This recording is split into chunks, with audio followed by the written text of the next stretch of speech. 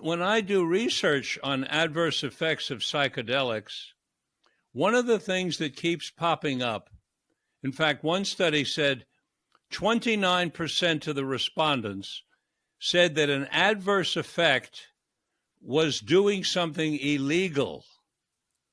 What is your take on that? So I always, when people ask about the risks of microdosing or the risks of psychedelics, usually my first response is the riskiest thing about these substances is the fact that they're illegal. Now, since you and I first spoke, I believe this is now my third time on the show, but since we first spoke in 2016, Colorado has legalized certain plant medicines. Oregon has legalized psilocybin. The FDA is on the verge of legalizing MDMA for PTSD from the MAPS phase 3 trials.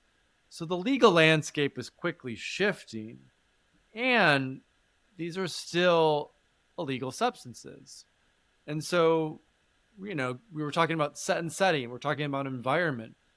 If you're going into an experience where it being illegal creates just a little bit of anxiety or paranoia, that can be substantially amplified by the psychedelic experience itself. Now, you and I both know that the actual risk is quite low, that the DEA is focused on fentanyl and cocaine and crystal meth and other drugs that are related to organized crime and addiction.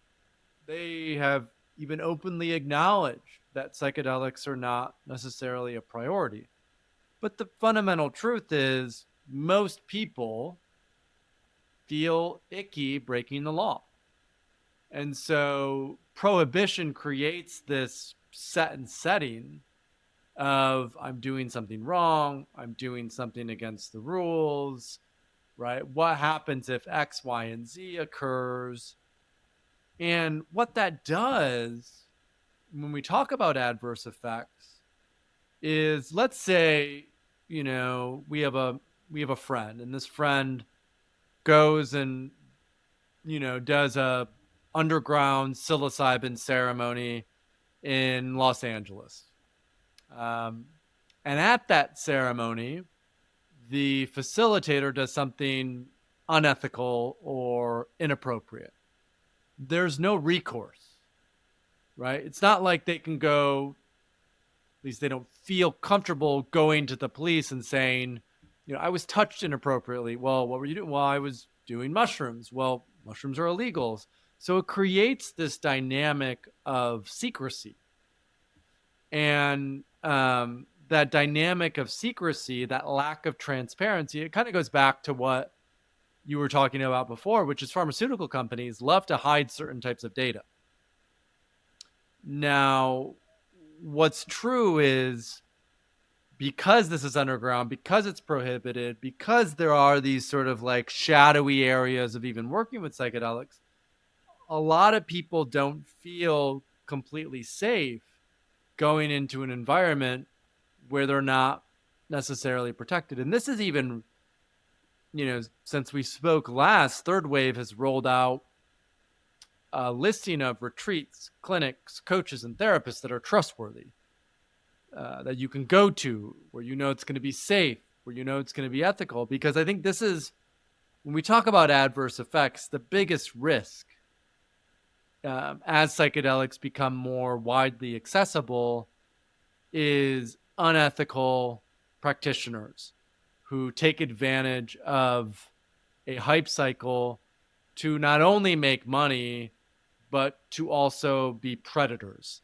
to some degree, which gets back to your introduction. The vast majority of humans are tribal. We love being in community. We love being in connection.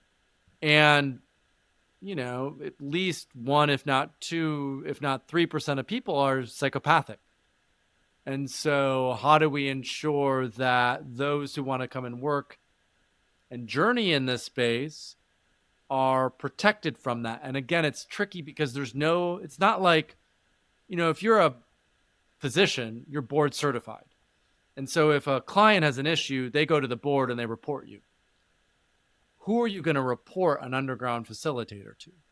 So this, I think, is the biggest challenge right now to address within this third wave of psychedelics. Mm-hmm.